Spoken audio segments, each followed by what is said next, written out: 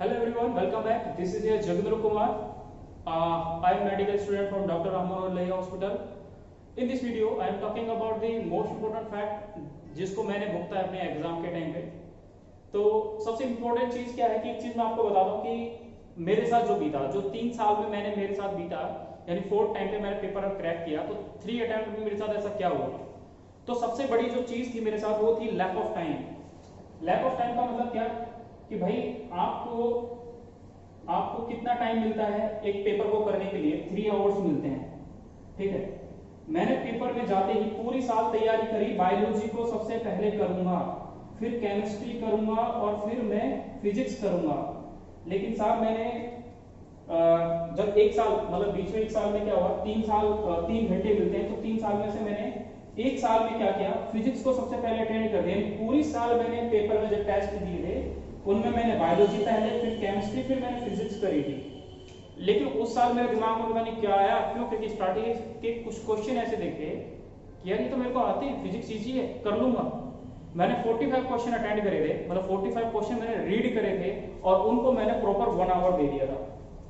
यानी इसमें से मैंने इसको प्रॉपर 1 आवर कुछ मिनट दे दिया, यानी 2-3 मिनट दे दी थी इन 3 घंटों में से। जबकि मेरा इससे आउटपुट बहुत बेकार था। मैं यहाँ पर 31 क्वेश्चन अटेंड करके आया था और 31 में से मेरे सिर्फ 26 क्वेश्चन ही ठीक हुए थे, ठीक है। मतलब मैं 31 क्वेश्चन अटेंड, मेरे को ये श्योर था कि मेरे 31 करेक्ट हैं, लेकिन फिर भी मेरे 26 ही ठीक हुए। सेकंड, फिर मैंने बाद में बायोलॉजी करी। बायोलॉजी मैंने काफी फुर्ती से करी और बायोलॉजी में समझोगे कि बायोलॉजी मैंने क्या बोलते हैं 1 घंटा भी नहीं लगा था मेरे को, यानी 57 to 58 मिनट में मैंने बायोलॉजी को सलटा दिया था। लेकिन देख रहे हो टाइम मैंने कितना कम लगाया। देखिए टाइम कम लगाने के चक्कर में मेरे साथ एक सीन भी हुआ। इसमें मैंने 2 क्वेश्चनों को, 2 ऐसे क्वेश्चन आए थे जिनको मैंने जल्दबाजी में गलत करके आ गया, जो सिर्फ 1 वर्ड थे, है ना। उनका पहला वर्ड नहीं पढ़ा और पीछे के सारे वर्ड पढ़ लिए और पूछ लिया कि this is the modification of, जैसे पोटैटो है, पोटैटो और एक स्वीट पोटैटो है, तो मैंने पोटैटो से पढ़ के शुरू कर दिया। भाई potato is a modification of the stem, but sweet potato is a modification of root. तो ये चीज मेरे दिमाग में नहीं आया, मैंने उसको गलत कर दिया। तो 2 क्वेश्चन, मतलब ये टाइम मैंने यहाँ कम किया इसका, क्यों, क्योंकि मेरे पास 1 घंटा मैंने यहाँ करवा दिया, 1 घंटा यहाँ करवा दिया। एंड में मेरे साथ इसमें सीन हो गया। फिर मैंने इसमें 45 क्वेश्चन में से 18 से 20 क्वेश्चन मैं अटेंड ही किए थे। फिर मेरी मतलब बैठ बच गई थी और मैंने देखा कि यार अभी भी मेरे पास 25 क्वेश्चन बच रहे हैं, और वो देख के मेरी लंका लग गई।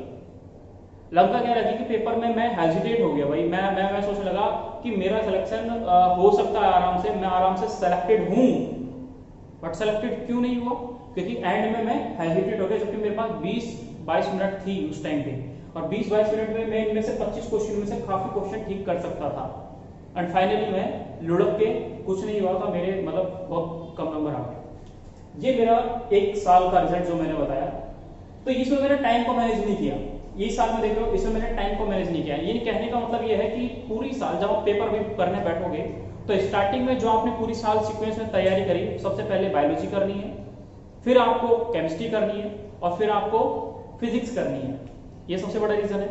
और फाइनली सबसे इंपॉर्टेंट चीज क्या, टाइम के लिए स्टार्टिंग से ही निट के घोड़े बन के दौड़ना है। यानी पहला क्वेश्चन बायोलॉजी का, उसके लिए धीरे धीरे नहीं पढ़ना कि भाई ये क्वेश्चन ऐसे बोल रहा है, इसके एक कंसेप्ट को समझना। भाई यहां नहीं करना, ये कर लिया तूने, जिस कोचिंग में पढ़ा, जिस जगह तू पढ़ रहा था वहां पे कर लिया। लेकिन यहाँ पर तुझे क्या करना है, तुझे स्टार्टिंग में वो स्पीड रखनी है जिससे तू पेपर कर सके। अब सबसे पेपर करने के लिए 2 तरीके, में स्पीड क्यों बोल रहा हूँ, 2 फेज में पेपर करना। फर्स्ट वो फेज को रखना जिस फेज में आप स्पीड से वो सारे क्वेश्चन कर सको 180 में से जो आपको आते हैं, जो आपको आते हैं। एक बार पढ़ा, क्वेश्चन आया, समझ में आ गया, दिमाग में आंसर ये टिक कर दो। सेकंड राउंड में जब आएगा तो आपके पास कम से कम वही 40-45 मिनट बच ही जाएंगे आराम से, अगर आप बहुत जल्दी अच्छे से, मतलब स्टार्टिंग से ही घोड़े बनना है। मैं भी कह रहा हूँ, मतलब बोलते हैं ना, एक कछुआ होता है और एक खरगोश होता है। आपको खरगोश बन के ही रहना है, रेस्ट नहीं करना, स्लो नहीं बनना। रैबिट कंटिन्यूअसली तेज स्पीड वाला बनना है। इस चीज पे आपको ध्यान रखना है, पहली चीज। दूसरी चीज क्या, क्या कि मैं मतलब पेपर के बारे में, तो 2 फेज आप करोगे। तो फर्स्ट फेज आपने कर लिया, सेकंड फेज में आप क्या करोगे, उन क्वेश्चनों को लोगे जिन क्वेश्चनों को आपने सर्कल कर दिया था स्टार्टिंग में, कि इस क्वेश्चन को मैं सेकंड राउंड में छोड़ दे रहा हूँ, इनको दोबारा करूंगा जब मेरे को टाइम लगा। लेकिन टाइम का ध्यान रखें, टाइम बहुत इंपॉर्टेंट चीज है। और सबसे इंपॉर्टेंट चीज क्या जो सेकंड इसमें आती है वो आपकी आती है OMR सीट को फिल करना। OMR सीट में एक मेरा फ्रेंड था जो मेरे क्लासमेट था, तो वो क्लास में उसका सबसे हमेशा बेस्ट स्कोर रहता था, मतलब 600 प्लस उसका स्कोर रहता था। तो एक दिन उसने मेरे को कहा कि भाई क्या हुआ, उसने मेरे को कहा कि मैंने उससे पूछा तेरा स्कोर कितना रहा, कहता भाई मेरा 392 मार्क्स रहा। मैंने पूछा है क्या बोल रहा है, तो उसने मेरे को रीजन बताया कि भाई ऐसे ऐसे सिचुएशन हुई है मेरे साथ। तो रीजन कुछ नहीं है, रीजन ये है कि उसने OMR गलत करी। अगर आपने एक क्वेश्चन के OMR के सीक्वेंस में अगर कहीं गलती करते हो तो क्यों, क्योंकि आप एंड में भरोगे, और जल्दी जल्दी भरने में अगर आपने गोले में गलती कर दी तो आपके OMR के पूरा जो सीक्वेंस है सबका सब गड़बड़ा जाएगा। दैट्स से इंपॉर्टेंट। तो 2 चीजों का आप बहुत ज्यादा से ध्यान रखना है। और सबसे इंपॉर्टेंट चीज क्या, इस पैंडेमिक सिचुएशन में आपको बिल्कुल भी घबराना नहीं है।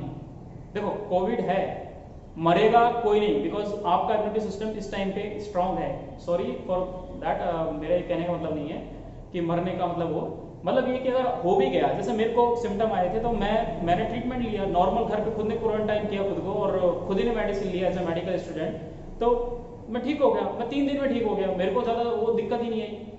बट आपको भी यही चीज़ है कि आपको कोई दिक्कत ही नहीं है, आप खाना वाना टाइम पे, मतलब घर से चलो खाना खा के चलना प्रॉपर टाइम पे, और प्रॉपर डाइट लेके चलना, ताकि आपको क्या होता है एग्जाम टाइम में कोई दिक्कत ना हो।